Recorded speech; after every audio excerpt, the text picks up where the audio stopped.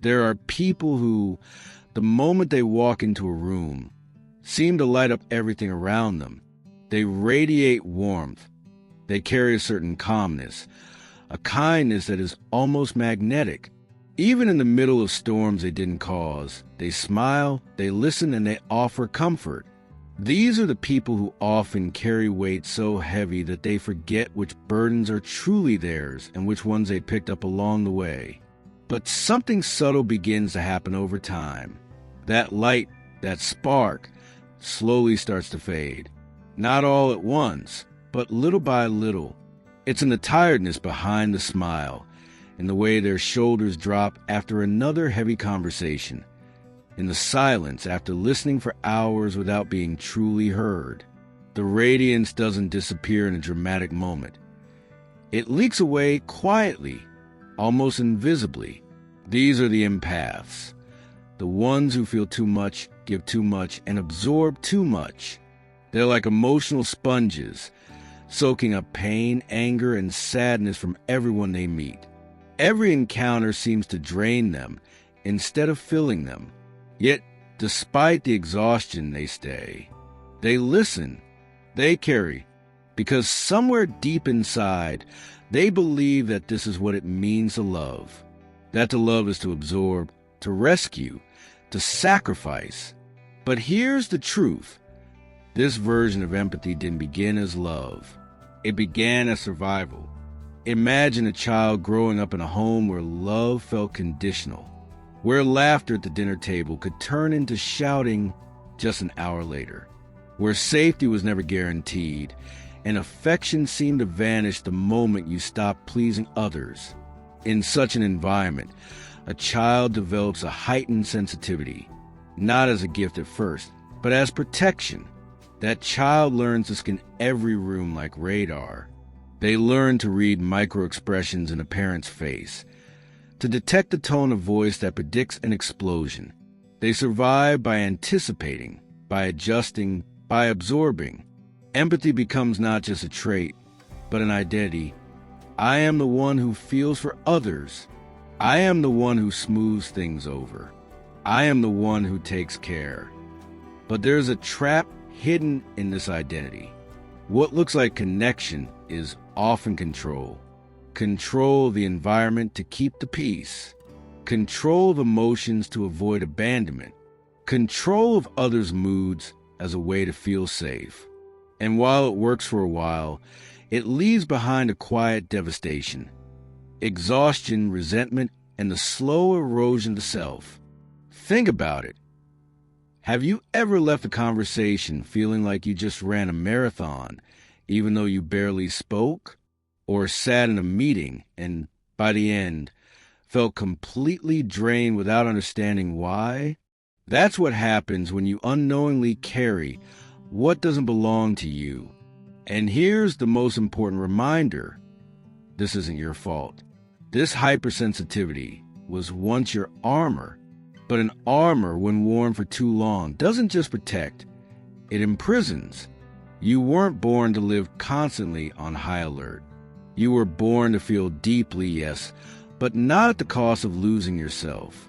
This is where boundaries come in. And boundaries are not walls. They are not rejection. They are sacred lines that define where you end and another person begins. Think of it like a glass of water. If the glass is cracked, no matter how much water you pour, it will never stay full. But if the glass is whole, you can not only contain the water, you can share it when you choose. Here's a practical example. Imagine you have a friend who calls you every single day, not to ask how you're doing, but to unload their problems.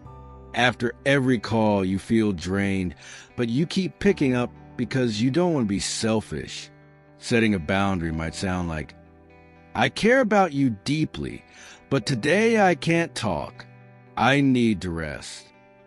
That single no is not cruelty, it's honesty, it's self-respect.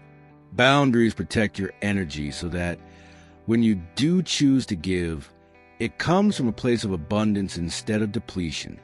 And when that happens, something magical occurs. People still feel safe around you, but for a different reason. Not because you absorb their chaos, but because your calm, grounded presence reminds them of their own strength. And then there's another important piece to this journey: the complicated dance between empaths and narcissists. It almost seems inevitable that they find each other. On one side, someone who gives endlessly, hoping to be loved in return. On the other, someone who takes endlessly, demanding attention to feed an endless hunger. At first glance, they look like opposites, but really they are two sides of the same coin. The empath seeks validation through sacrifice. The narcissist seeks validation through domination. Together, they create a cycle where one disappears and the other consumes. And heartbreakingly, this cycle often mirrors the very dynamics the empath lived in childhood: conditional love, inconsistent affection, and emotional instability. But there's a surprising lesson hidden here. The empath can actually learn something from a narcissist. Not the selfishness, not the coldness, but the unapologetic ability to put themselves first. To say, I matter, my needs matter, my life matters. That isn't arrogance. It's energetic hygiene. It's declaring that your light is sacred and deserves protection. So, how do you begin this transformation? One simple but powerful practice is the candle meditation. Sit quietly with a candle in front of you. Focus on the flame. As you inhale, notice the space between yourself and the light. Recognize, this is me, and that is the flame. As you exhale, feel your energy expand, but without merging, without absorbing. You are separate and yet connected. This practice trains your mind and body to witness without carrying. And as you strengthen this muscle, something shifts. Conversations no longer leave you depleted. People still feel comfortable around you, but they don't drain you. You step into rooms without scanning for danger. Your energy becomes steady like a lighthouse. And here's the beauty of the lighthouse. It doesn't chase ships in order to save them. It simply shines. And because it shines, others find their way. From this place, your relationships change.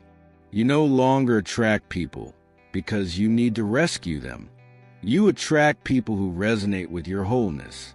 Your presence speaks louder than your words. And when you stop absorbing what isn't yours, you give others silent permission to do the same. Your clarity becomes their invitation to clarity. Your peace becomes their invitation to peace. And this is a choice every empath must make. Will you remain the sponge that carries the world's sorrow, or will you step into the role of the sovereign empath? Anchored, awake, radiant? This is not a one-time decision. It is a daily practice. It is in the little no's that protect your energy. It is in the joyful yes that expand your soul. It is in the quiet moments when you remember, what I carry must belong to me and me alone. And when you live from that truth, your intuition sharpens. Your inner compass becomes steady. The world's chaos no longer drowns out your voice. Your energy returns home. And from that home, you shine not as a savior, not as a sacrifice, but as a presence.